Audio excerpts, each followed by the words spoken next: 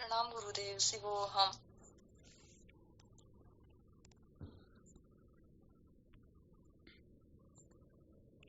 शिवोहम।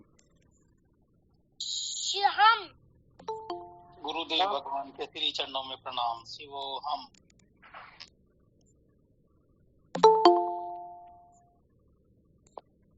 प्रणाम गुरुदेव, आपके श्री चरणों में बारंबार जय हो, आपकी जय हो। प्रणाम गुरुदेव जी, आपके चरणों में बारंबार कोटि कोटि प्रणाम। शिवोहम शिवोहम। श्री सतगुरुदेव भगवान के पावन चरणों में कोट कोट प्रणाम। प्रणाम गुरुदेव भगवान आपके। शिवोहम।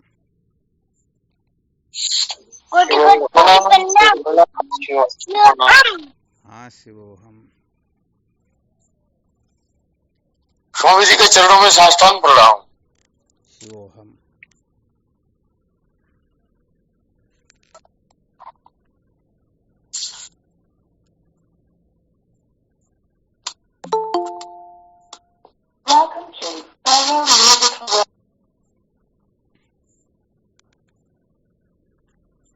प्रणाम स्वामी जी। शिवोहम। हाँ शिवोहम। शिवोहम गुरुदेव।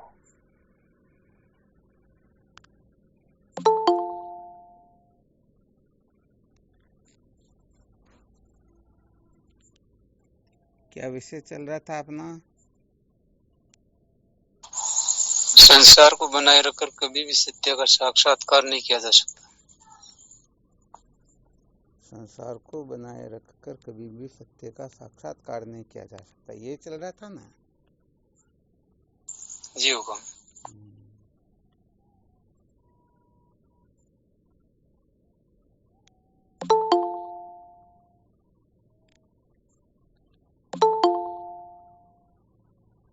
कल क्या सुनाया था इसमें?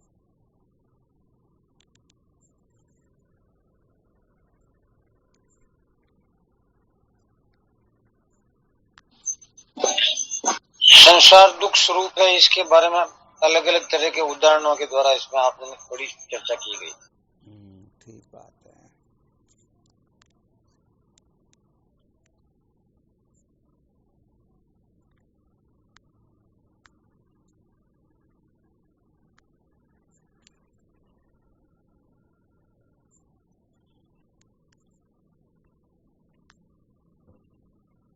संसार दुख स्वरूप है, यही चर्चा चल रही थी ना?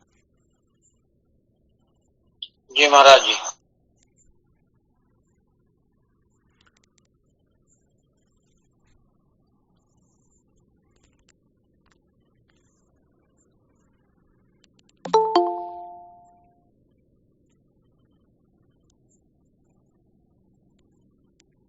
अच्छा, संसार को दुख रूप क्यों कहा गया?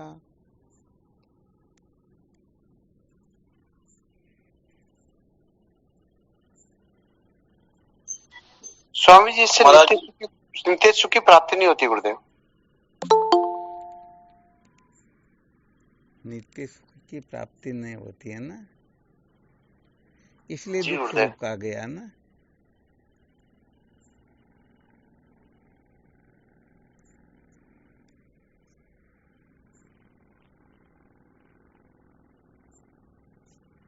और कौन बताएंगे?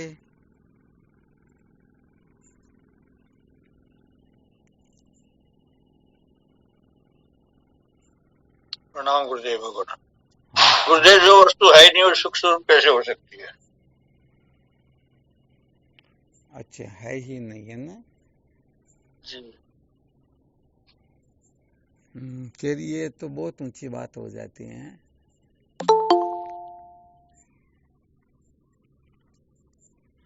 मान लो थोड़ी देर के लिए यदि वह वस्तु हो फिर भी दुख रूप हो, इसके बारे में क्या ख्याल है?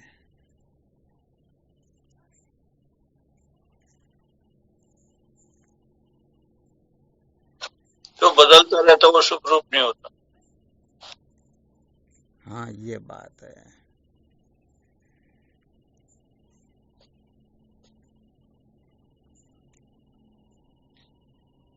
प्रणाम स्वामी जी, आपके श्री चरण।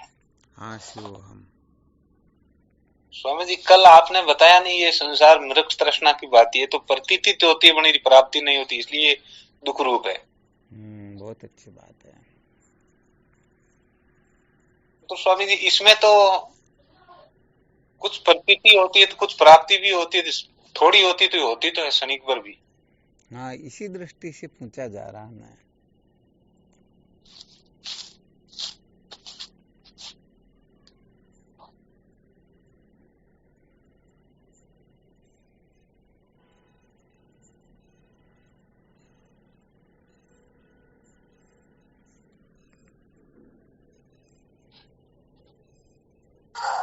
इसमें स्वामी जी प्राप्ति तो होती है परंतु ये प्राप्ति स्थायी नहीं रहती है। हाँ, ऐसे बोलो नहीं आते फिर। अर्थात जो वस्तु उत्पन्न होती है वह कभी भी आनंद रूप नहीं हो सकती है, क्योंकि आनंद का कभी भी अभाव नहीं होता है, बाकी सबका अभाव हो जाता है। जी स्वामी। आनंदो ब्रह्मति वेदनात्, तैत्तिरीय श्रुति में वर्णन आता ना, ब्रह्म आनंद स्वरूप है। इसका मतलब ब्रह्म का कभी अभाव नहीं होता है। तो जो वस्तु कभी होती हैं कभी नहीं होती हैं, वह वस्तु निश्चित रूप से आनंद स्वरूप नहीं हो सकती है। जी गुरुदेव।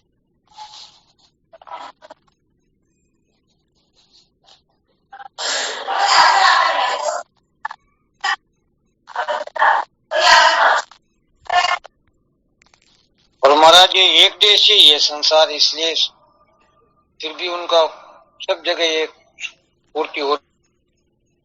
हाँ, कहने का मतलब जो वस्तु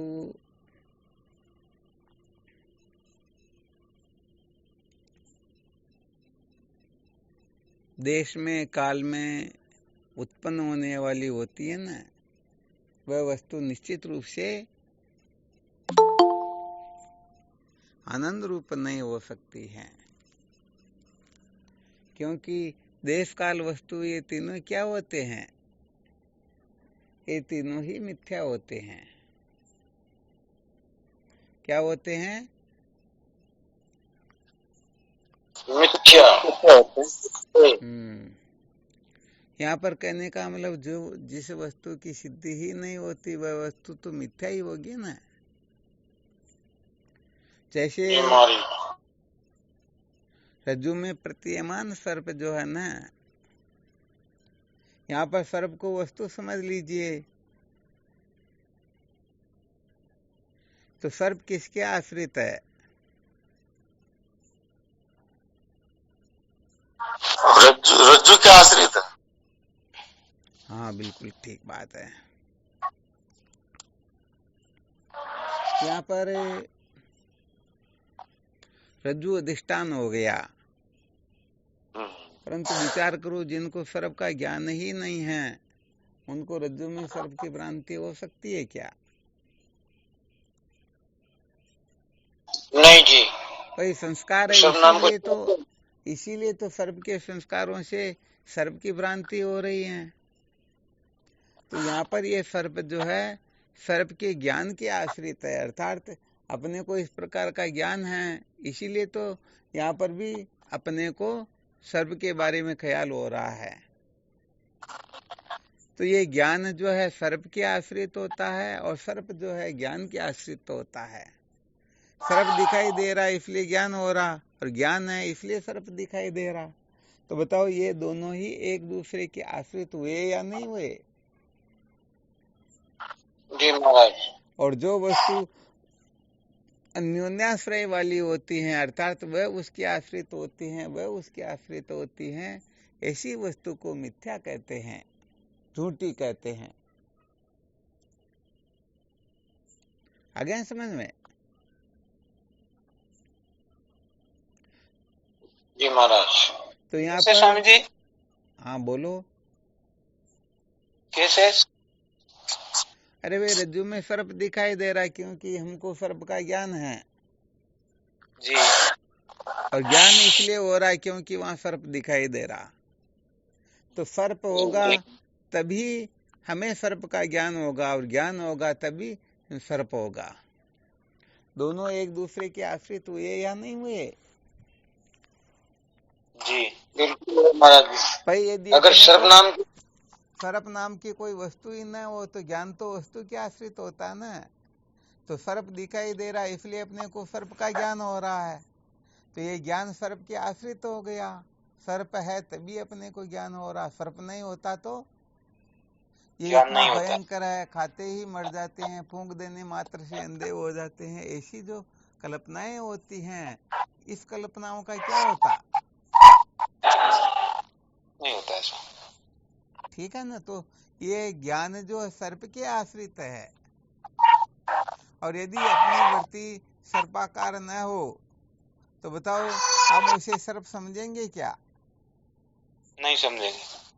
नहीं हम उसको तो यहाँ पर कोई चाहे दरार सर्प हो, चाहे माला हो, चाहे दरार हो, सर्प ज्ञान के आश्रित है और ज्ञान सर्प के आश्रित है। ऐसे ही माला भी माला के ज्ञान के आश्रित है और माला का ज्ञान माला के आश्रित है। एक दूसरे के पूरक है। हाँ, एक दूसरे के पूरक है। तो जहाँ पर वस्तुएं एक दूसरे के आश्रित होती हैं वह वस्तु मिथ्या ही होती हैं। अच्छा, ऐसे एक देखा जाए दूसरे तो ये रहस्य जो है ना, जी गुरुदेव। हाँ, ये रहस्य थोड़ा दृष्टि सृष्टिवाद के अनुसार बताया जा रहा है ना, जहाँ पर जी। जगत के अत्यंता भाव का निश्चय किया जाता है, जहाँ पर जगत नाम की कोई वस्तु होती ही नहीं। अच्छा अच्छा ये आया कहाँ गए?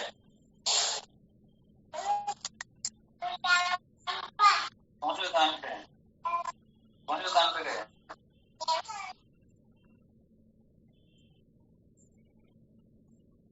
आवाज आ रही है?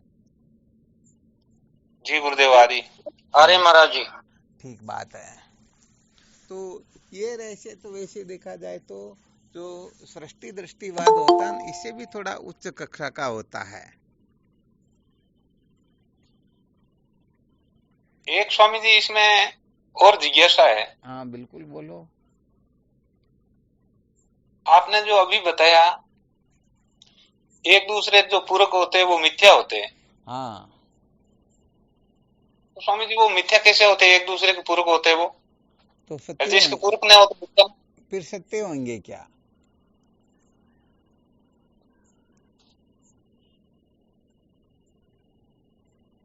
यहाँ पर दोनों ही झूठे हो रहे हैं ना, ज्ञान भी झूठा हो रहा और सर्प भी झूठा हो रहा, वस्तु भी नहीं है और वस्तु का ज्ञान भी तो नहीं है ना।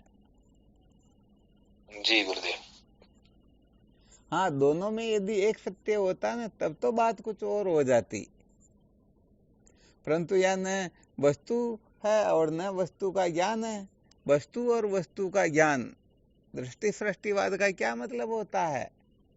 यहाँ पर वस्तु और वस्तु का ज्ञान एक साथ ही उत्पन्न होते हैं और अधिष्ठान ज्ञान से दोनों एक साथ ही बाधित हो जाते हैं, न वस्तु रहती है न वस्तु का ज्ञान रहता है।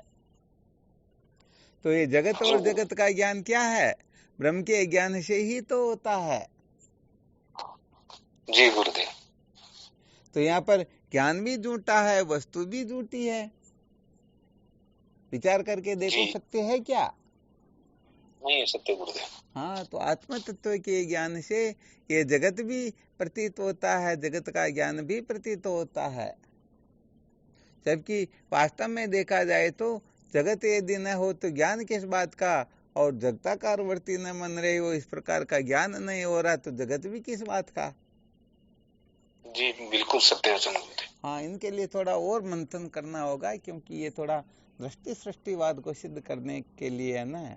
हम क्या किए, स्थूल रूप से केवल मात्र रज्जु को अधिष्ठान मान करके सुना करते, तो रज्जु जो होती है भी तो जड़ी होती है और जड़ जड़ का अधिष्ठान नहीं होता है। जड़ वस्तु का अधिष्ठान सदा चेतन ही होता है। तो यहाँ पर रस्सी को जो हम सर्प का अधिष्ठान कहते हैं, ये स्थूल दृष्टि से कहते हैं, समझाने के लिए कहते हैं, वरना वास्तव में रस्सी अधिष्ठान नहीं होती, क्योंकि ये भी तो कल्पित है ना। बिल्कुल। कल्पित का अधिष्ठान कल्पित थोड़े होता, कल्पित का अधिष्ठान तो चेतन होता है। जी गुरुदेव, चेतन सबका अधिष्ठान होता है। कल्पित कुछ भी कोई भी क्यों न हो, सारी की सारी वस्तु अध्यस्त ही होती हैं।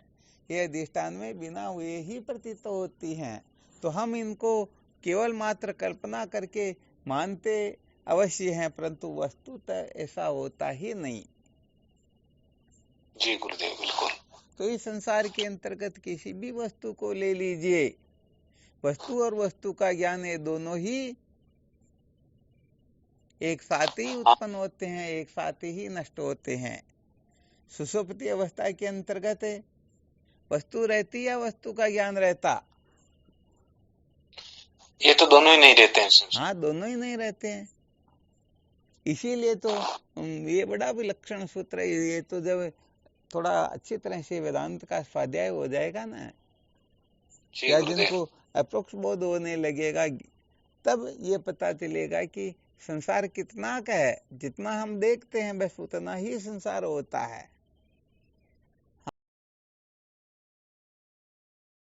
ये दोनों एक साथ ही उत्पन्न होते हैं। जैसे स्वप्न के जितने भी पदार्थ होते हैं, तो स्वप्न के अंतर्गत जितनी भी सृष्टि उत्पन्न होती है, तो सृष्टि और सृष्टि का ज्ञान दोनों एक साथ ही उत्पन्न होते हैं, आगे पीछे होते हैं? एक साथ ही होता है। हाँ, जागृत के अंतर्गत पहले वस्तु होती है, फिर उसका ज्ञान होता है, परंतु स्वप्न में तो ये दोनों एक साथ ही उत्पन्न होते, एक साथ ही नष्ट हो जाते हैं। बिल्कुल। तो पदार्थों की ज्ञात सत्ता होती है, ब्रह्म की ज्ञात सत्ता होती है, तो ये एक साथ ही उत्पन्न होते हैं और स्वप्न के विलीन होने पर एक साथ ही नष्ट हो जाते हैं। ये वैसे इससे भी बहुत ऊंची कक्षा का है। जी समझिए। हाँ, परंतु ये समझ में आना बड़ा मुश्किल होता है। इसके लिए तो जो कहने का मतलब बड़े भाग्यशाली जो होते हैं ना, हाँ, जिनकी बड़ी विलक्षण दृष्टि होती है, जो केवल और केवल मात्र आत्मसत्ता के सिवाय किसी को स्वीकार करते ही नहीं, उनके खोपड़े में कुछ अंशों में ये रहस्य जगमगाने लगता है। तो यहाँ पर संसार की वस्तुएं शिवोहम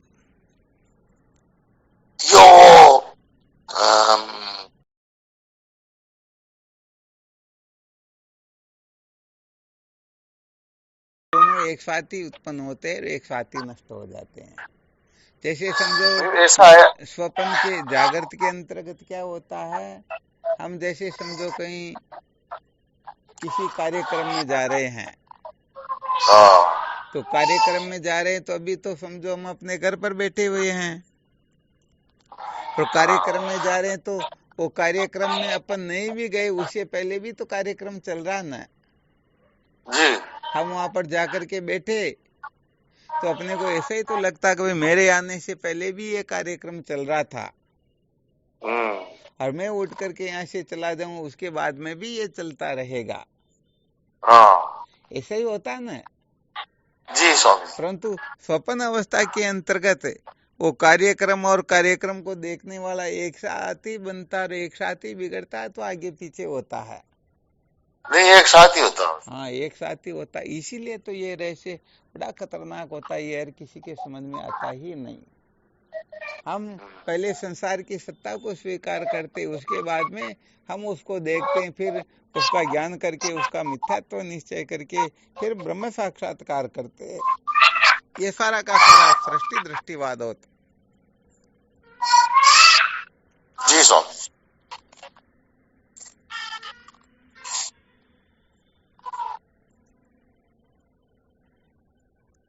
यहाँ पर वैसे देखा जाए तो पहले जो शायद कह रहे थे अज्ञात सत्ता, यहाँ पर अज्ञात सत्ता किसी की होती ही नहीं, ज्ञात सत्ता ही होती है। अर्थात जिस समय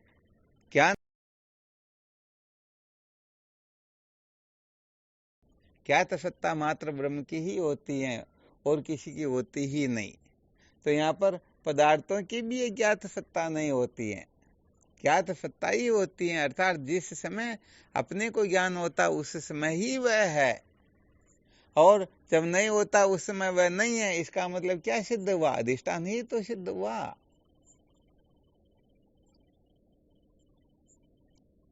प्रणाम स्वामी जी, आपके श्री चरण। हाँ शिवोहम। जैसे स्वामी जी दृष्टांत के रूप में देखा जाए, मकान पहले नहीं है और मकान का अनुभव तो पहले है ना। इसीलिए इसको जागृत अवस्था कहते हैं। जी गुरुदेव। पहले मकान बना हुआ है, फिर बच्चा जन्मता, फिर उस मकान को देखता, फिर उस मकान का ज्ञान करता, फिर युक्तियों के द्वारा वह इस मकान के मिथ्यात्व का निश्चय करता है। वो ज्ञान करने का मतलब आगे पीछे भी रह जाता। जब वस्तु नष्ट हो जाती उसके बाद में भी उसका ज्ञान रह जाता, अथवा उसे पहले भी रह जाता। आगे पीछे ज्ञान और वस्तु होती रहती हैं। यहाँ पर स्वप्न अवस्था में ये दोनों एक साथ ही उत्पन्न होते, एक साथ ही नष्ट हो जाती, जिसके लिए दृष्टांत दिया गया है। जैसे रस्सी में सर्प की भ्रांति होती है, तो ये सर्प और सर्प का ज्ञान एक साथ ही उत्पन्न होते हैं। जी बिल्कुल और एक साथ ही अधिष्ठान ज्ञान से अर्थात रस्सी के ज्ञान से एक साथ ही निवृत्त हो जाते हैं। तो यहाँ पर सर्प किसके आश्रित है? ज्ञान के आश्रित है। ज्ञान किसके आश्रित है? सर्प के आश्रित है। बिल्कुल अलग अलग हो तो चित्र से देख लो, नहीं है अलग अलग, अलग अलग है ही नहीं।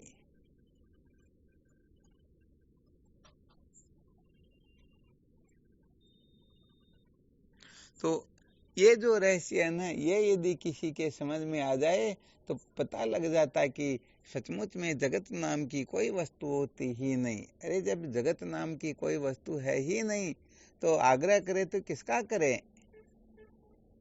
ये मैं, मेरा, तू, तेरा, ये जितना भी है सारा का सारा कल्पना मात्र हो जाता है।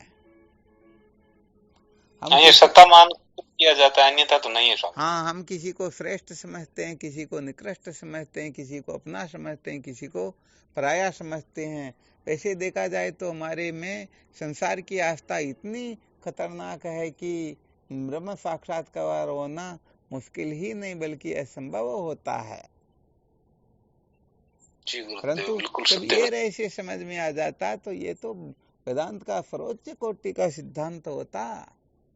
हाँ, ये तो दृष्टि सृष्टिवाद तो वेदांत के सिद्धांत ग्रंथों में 2 और 2 4 होते हैं ना, इस प्रकार से सिद्ध किया गया। परंतु दृष्टि सृष्टिवाद को ज्यों का त्यों समझना ये हर किसी के बस की बात होती ही नहीं। सत्य वचन। हाँ, वैसे कहाँ तक कहा जाए,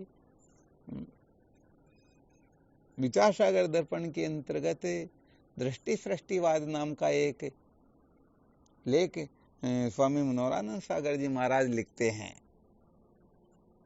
शायद जिनके पास विचार सागर दर्पण नाम का ग्रंथ होगा वह शायद उस रहस्य को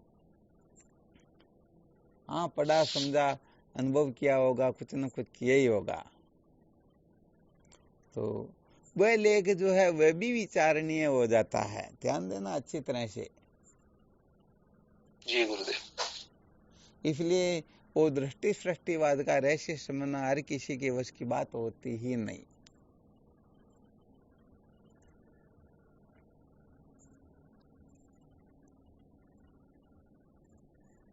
तो अपना जो अनात्म पदार्थों के प्रति जो आग्रह होता है ना, वो इतना कूट कूट कर भरा हुआ, इतना खतरनाक है कि हम कहने का मतलब इनकी सत्ता ज्यों की त्यों स्वीकार करते हैं।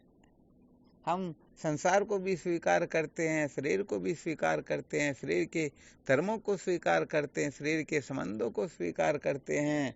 हम यहाँ पर जागर स्वप्न सुसुप्ति की भी कल्पना करते हैं, स्वर्ग नरक की भी कल्पना करते हैं। यहाँ अंतःकरण की शुद्धि की और अज्ञान की निवृत्ति की, ब्रह्म साक्षात्कार की, पता नहीं किस किस की अनेक प्रकार की कल्पनाएं करते या नहीं करते हैं? करते हैं गुरुदेव, बिल्कुल। हाँ, परंतु ये दृष्टि सृष्टिवाद का रहस्य तो इतना खतरनाक है कि इसके अंतर्गत ये सारा का सारा एक ही सत्ता में हो जाता है, या बंधन मुक्ति भी भ्रांति रूप हो जाता है। वास्तव में कौन किसको बांधे, कौन किस प्रकार से बंधे, ये सारा का सारा दृष्टि मात्र होता है। ये प्रपंच दृष्टि मात्र है, दृष्टि से भिन्न सृष्टि होती ही नहीं। जिनकी जैसी दृष्टि होती उनकी वैसी ही सृष्टि होती है, दृष्टि से भिन्न सृष्टि नहीं होती है। जब तक दृष्टि होती है तब तक ही सृष्टि होती है।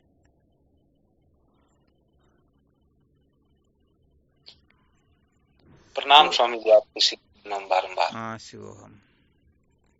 स्वामी जी, ये जो दृष्टि षष्टि बाद है, दृष्टि रेव षष्टि, षष्टि रेव दृष्टि, और स्वामी जी इसमें एक तरफ आप समझाते हो कि ये जो अज्ञात सत्ता है ये होती नहीं है, ज्ञात सत्ता ही होती है। हाँ, नहीं, किसी की भी अज्ञात सत्ता नहीं होती, अर्थात जिस वस्तु का जिसमें अपने को भान होता है उसमें ही, अर्थात जिसका ज्ञान होता है उसी समय वह वस्तु होती। इसीलिए तो भी कहा गया प्रपंच कितना, संसार कितना, जितना हम देख रहे हैं बस उतना ही संसार होता है। इसको छोड़ करके वो संसार नाम की कोई वस्तु होती ही नहीं। जी गुरुदेव, तो अपने को जितना जितना ज्ञान हो रहा न बस उतना ही संसार है। बिल्कुल सत्य वचन स्वामी जी। इससे ज्यादा संसार है ही नहीं। इतने संसार को मिटाने में कौन सी बड़ी बात है।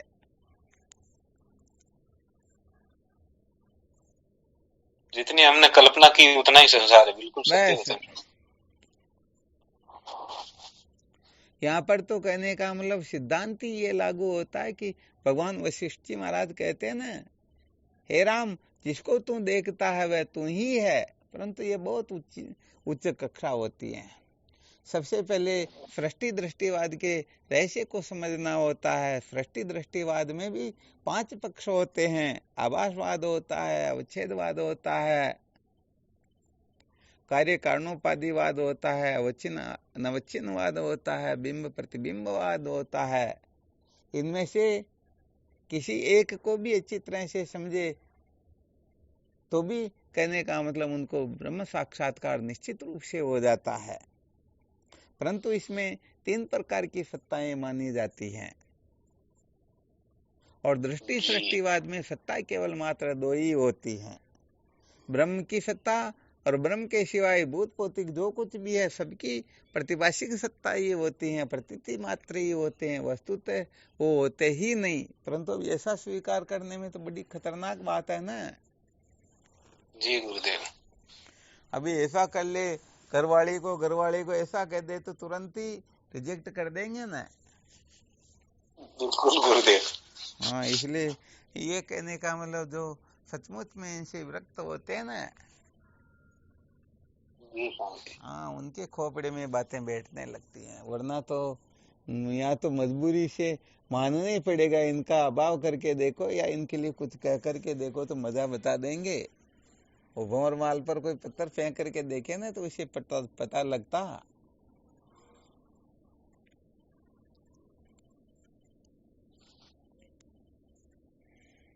तो ये 2 प्रकार की सत्ताएं बड़ी खतरनाक होती हैं। और इसके ऊपर परमार्थ सत्ता वो तो फिर और ऊंची बात होती, उसे तो फिर अजातवाद कहते हैं। तो सृष्टि दृष्टिवाद 3rd क्लास का होता है, दृष्टि सृष्टिवाद ये 2nd क्लास का होता है, अजातवाद 1st क्लास का होता है। यहाँ पर तो किसी की तरफ देख भी लो तो टेंशन हो जाती कि हमारे को देख कैसे लिया। अरे वहां पर तो सत्ता ही नहीं रहती है, प्रतिभाषिक सत्ता का भी भाव हो जाता है। जी हाँ, इसलिए ये हर किसी के बस की बात नहीं होती सच्ची कहे तो। अभी तो संसार को सत्य समझ करके पागल हो रहे हैं। किसी को पकड़ना चाहते हैं, किसी को छोड़ना चाहते हैं, किसी को अच्छा समझते हैं, किसी को बुरा समझते हैं, किसी को पराया, किसी को अपना, किसी को श्रेष्ठ, किसी को निकृष्ट, किसी को दुख रूप, किसी को सुख रूप, किसी को धर्म, किसी को अधर्म। अनेक प्रकार की कल्पनाएं चलती या नहीं चलती। जी गुरुदेव चलती। हाँ, अभी तो गर्भ के अंतर्गत रो रहे समझो एक तरह से।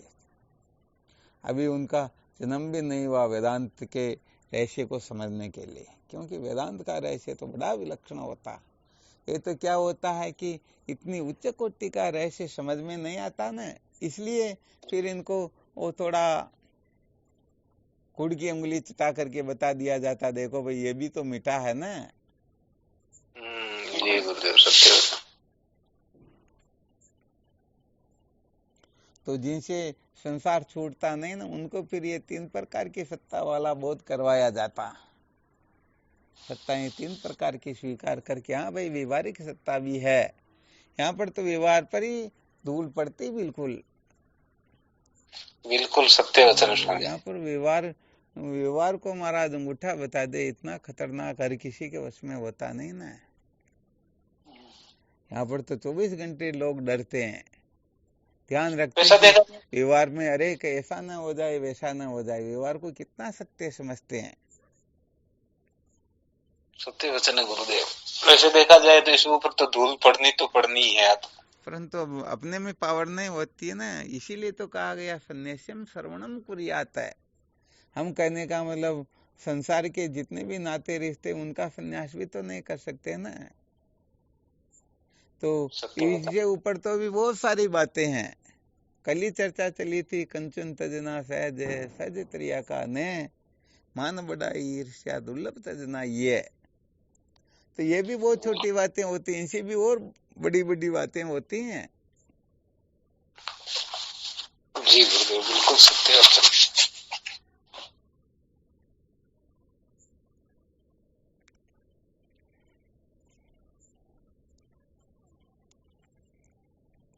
दृष्टि सृष्टिवाद का रहस्य समझ में आना तो समझो जीवन को तत्क्षण अमृतमय बना देना। तो उनकी सोच समझ सारी इसी प्रकार की हो जाती है ना फिर। बिल्कुल गुरुदेव।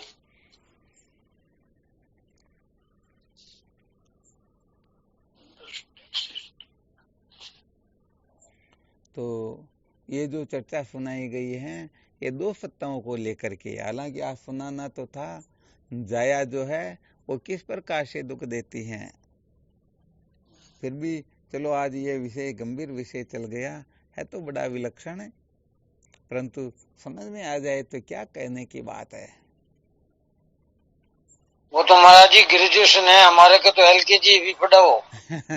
हाँ बिल्कुल सत्य बात, क्योंकि अभी जो बताया ना कि विचार सागर दर्पण में जो लिखा हुआ वह भी विचारणीय है, उसमें भी शायद कहीं ना कहीं गड़बड़ हो सकती है, तो विचार करके देखो। इसे दृष्टि सृष्टिवाद कहते हैं। तो वास्तव में दृष्टि सृष्टिवाद है, बड़ा विलक्षण है, इतना विलक्षण है कि कहने का मतलब उनका कोई वर्णन भी नहीं कर सकता।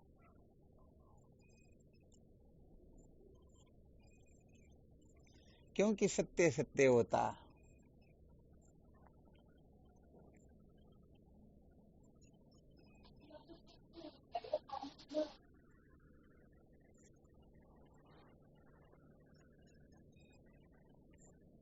तो चलो कोई बात नहीं, फिर भी तीन प्रकार की सत्ताएं स्वीकार करो, फिर भी कहने का मतलब व्यवहारिक सत्ता के अंतर्गत व्यवहारिक जितने भी भूत भौतिक पदार्थ है इनको सचमुच में सत्य समझ करके, हाँ यदि पागल हो रहे हैं तो वेदांत विचार तो बहुत दूर की बात है, हम किसी के लायक है ही नहीं, क्योंकि जो संसार को सत्य समझ करके पागल हो रहा है वह तो एक नंबर का महामूर्ख होता है। इसलिए इसको झूठा समझे, नित्य समझे, असार समझे, परिवर्तनशील आदि समझे, तभी वह साधन भजन कर सकता है, तभी वह विचार की ओर प्रवृत्त हो सकता है। तो कम से कम इनको सत्य तो नहीं समझना है। यदि सत्य समझेंगे तो सच्ची बात यह है कि फिर न तो ब्रह्म जिज्ञासा होगी और न हम किसी प्रकार के किसी काम के रहेंगे, क्योंकि जब जगत ही सत्य है तो फिर उनको करना क्या। सत्य के साक्षात्कार के लिए तो हम बावड़े होते हैं, और सत्य अपने को पहले ही प्राप्त है तो क्यों करो वो जिज्ञासा करेंगे। जी गुरुदेव बिल्कुल सत्य वचन है।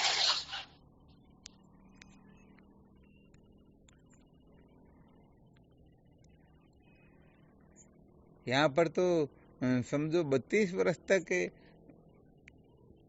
वाचस्पति मिश्र ने जो कठिन परिश्रम करके जो रहस्य निकाला ना, उस रहस्य का नाम होता है दृष्टि सृष्टिवाद। ऐसे ऐसे जो विलक्षण महापुरुष जिन्होंने पूरा जीवन हाँ उनके प्रति समर्पित कर दिया, खूब मंथन किया, और अंत में जो सिद्धांत, अंत में जो रहस्य निकला, उस रहस्य का नाम होता है दृष्टि सृष्टिवाद।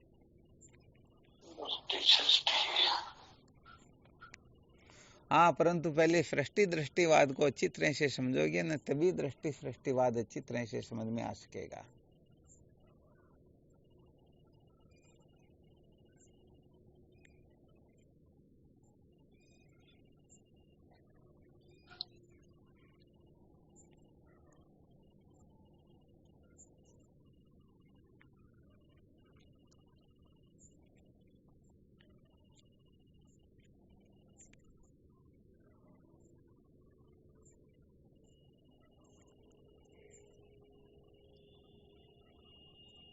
यहाँ पर हम अपने देह के बारे में भी विचार करें, फिर भी हम अपने देह की सत्ता स्वीकार करते हैं या नहीं?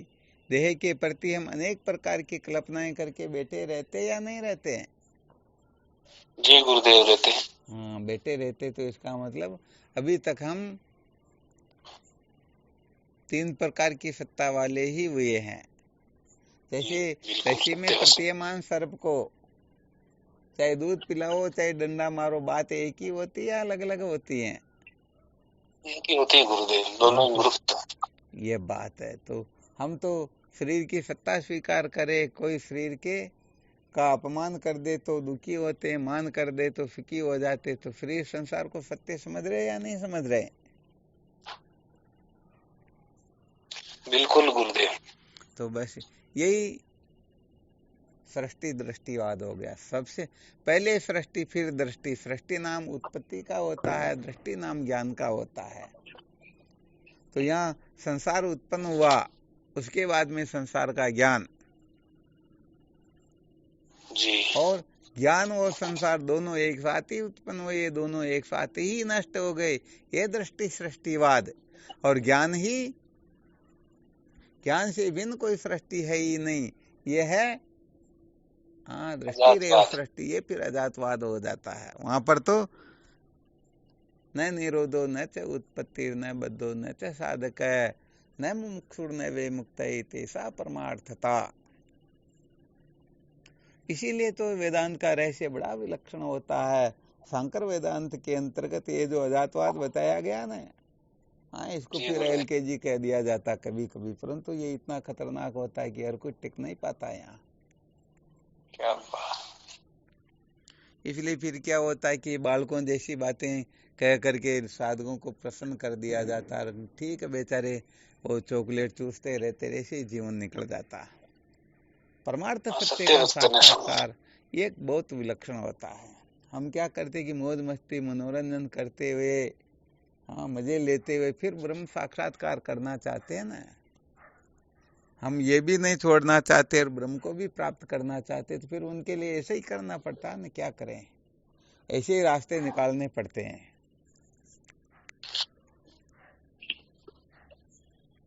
सत्य।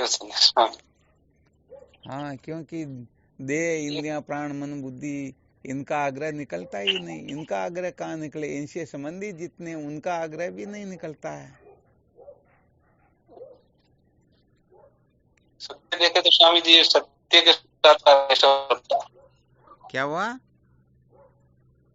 ये सत्य के साक्षात्कार करना चाहते हैं, फिर सब हम बनाए रखना चाहते हैं, ये मूर्खता ही है और क्या। मूर्खता 100% बिल्कुल सत्य वचन,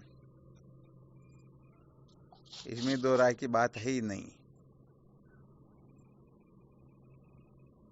इसमें तो पहले सिर को ही कटवाना होता है रामजो को, और क्या है नक भी नहीं कटवाना चाहते। ये मूर्खता ही तो रख करके, अरे भाई सिर यदि नष्ट हो जाएगा तो हम मजे कैसे लेंगे, संसार को कैसे देखेंगे? यहाँ पर तो क्या है कि संसार को झूठा समझ लेते, फिर भी संसार की ओर प्रवृत्त होना, ये भी तो झूठा ही है ना। क्या हुआ, बस इसी को ज्ञान समझ लेते हैं और क्या।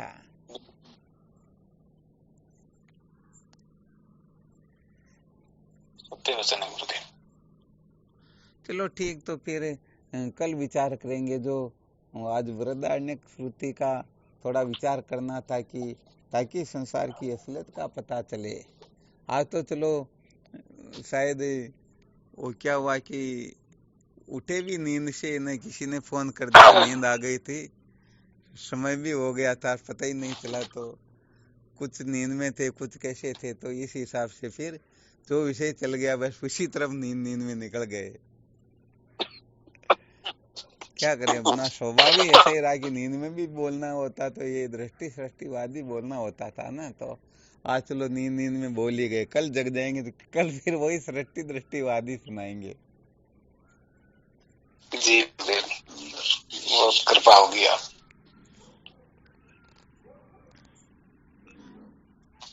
ठीक शिवोहम। प्रणाम श्री चरणम बारंबार। प्रणाम। हाँ शिवोहम। सभी के चरणों पे साष्टांग दंडवत पड़ रहा हूँ। शिवोहम।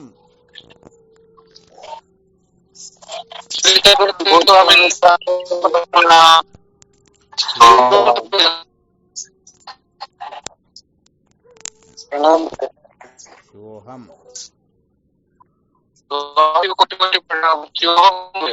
हाँ शिवोहम। प्रणाम शिवोहम गुरुदेव। शिवोहम। भगवान के बहुत बहुत प्रणाम गुरुदेव भगवान। शिवोहम। श्री गुरुदेव के चरणों में साष्टांग दंडवत प्रणाम। शिवोहम देता। शिवोहम।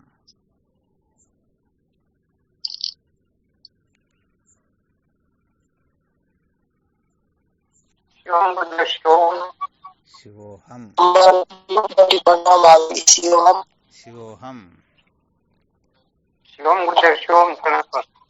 हाँ शिवोहम।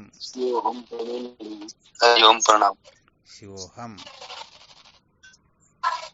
कोटि कोटि प्रणाम। हाँ शिवोहम।